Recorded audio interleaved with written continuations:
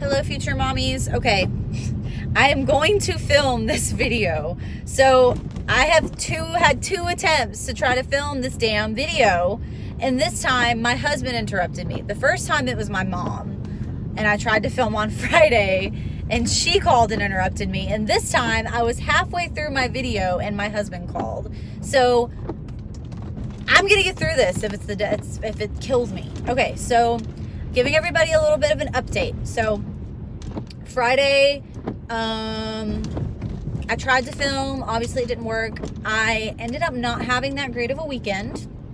Not really going to go into details, just a lot of family stuff going on and stuff that really I should not be talking about on social media, so I'm not going to talk about it. But long story short, my weekend just kind of stunk. So that kind of put a damper on my Monday. My Monday was okay. It just, you go into the week better when your weekend is good, and my weekend was not good, so I didn't really go into this week that happy. The only upside to this weekend was it was my niece's second birthday, and we went down to Phoenix City, Alabama, and I got to see my sister-in-law and my brother-in-law, and she was adorable. She was happy. Her party was great. I think she, as much as a 2-year-old could really like birthday gifts, they're kind of all in their own little world at that age. So she seemed to really like our gift. We got her some really cute pink slip-on light-up shoes that she was really happy about, and some cute little flip-flops for summertime. So that did make the weekend a little bit better, was getting to see her and spend time with them. So off topic of that, I have officially almost started my fertile window. My fertile window begins tomorrow. I am in day 8 of my cycle. So I started the ovulation kit, my ovulation strips, yesterday. I had a 25-day cycle this past cycle, so I have a feeling I'm probably going to ovulate on day 10 or 11. Last month, I think I ovulated on day 11 or 12. And my cycle days have been kind of off since I went off the pill. As soon as I went off the pill, I had a 27-day cycle. And then the month after that, I had 26. And then this month, I had a 25-day. So we'll kind of see how this one goes. I'm going into this month with, well, let me rephrase that. I'm going to try to go into this month with a different mindset as far as stressing. We've been trying for about 3 months. It'll be 4 months, if I get my period this next cycle. So it's taking a little longer than I was hoping. I was hoping after the 3rd month. I was hoping this past month I was going to be pregnant, and I wasn't. I'm also going into this month trying not to read into any quote-unquote symptoms I might have. I did find out last week on my period, I just did some kind of reading up on, what your body can do after you stop the birth control pill, if you can have any kind of weird side effects besides like spotting and cramping and all that kind of stuff.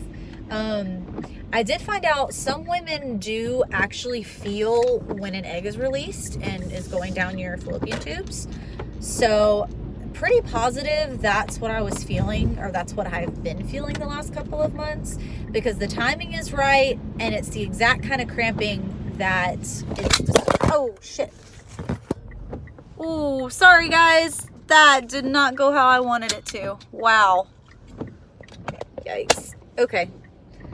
Yeah, I had to slam on brakes and my thing popped out. I am so sorry, guys. That was really terrifying. Anyway, so I guess I'm one of those women that can feel when an egg is being released. I had like the side cramping on my lower left side, and of course the timing also lined up with it being what it would have been implantation. So of course my mind was like, oh, well, maybe this is implantation. No, it wasn't. I think I am just one of those women that can feel ovulation and can feel when my egg is traveling down the fallopian tube. So knowing that now, I think I'll do better about not reading into stuff as much. So that's kind of a relief for sure. And then I don't really have any other updates. I know March is going to be kind of rough for us only because my husband leaves the end of this month for some military training. So we only have one more try this month. We ended up kind of getting into an argument about it last week, and I was on my period and I was upset because I was on my period and my mood swings were really bad, and I basically was like, can we try one more time before you leave since you're going to be gone? But I didn't word it that nice.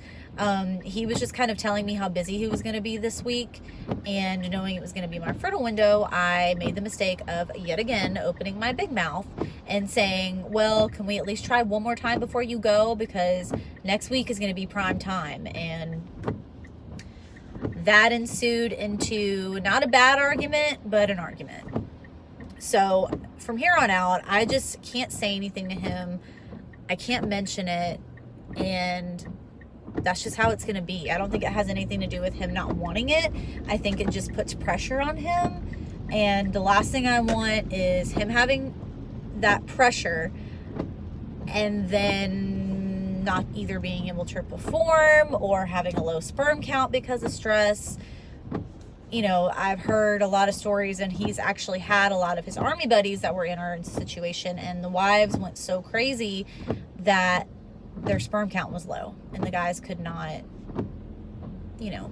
produce the amount that they needed to produce when they were trying to have a kid. So stress obviously is a big factor. So from here on out, I'm not saying anything. I'm just going to keep trying. And as annoying as it is, I'm also going to try to not get super upset with him if he says no. The only thing that can be irritating sometimes is there have been a few times over the past couple months where he has not wanted to on very, very important days, like ovulation days. And that's been really frustrating, but I can't force him to do anything that he doesn't want to do. And it doesn't happen that often. The last couple months it hasn't happened. It was the first month that he was, he had a lot of stuff going on with work, and it was the day of ovulation, and I kind of pushed it a little bit and he got really upset and we ended up not doing it. So I think we might have that's why we missed that window. He hasn't done that the last 2 months though.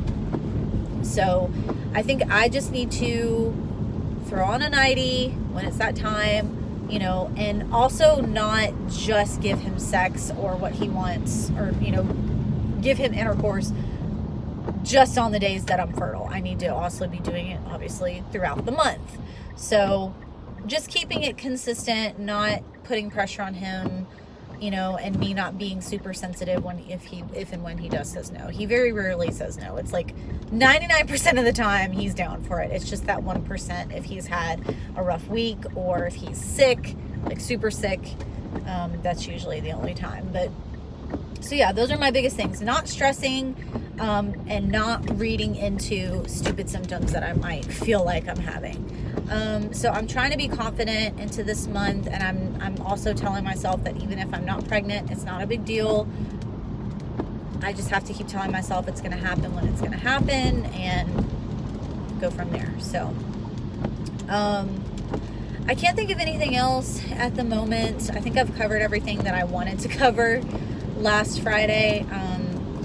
Just say a prayer for me over the next couple of weeks, and say a prayer that I can kind of keep my mind calm and keep my head in the game, and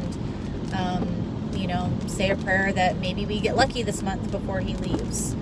So that's all I can think of for now. I am going to go ahead and get off of here. I said in my last video that I'll never be able to post that the rain in Georgia has not stopped. We were supposed to have some sunlight, and nope, nothing. Absolutely nothing. So I need to pay attention to the road and pay attention to my driving. So I will talk to you guys later. Bye, guys.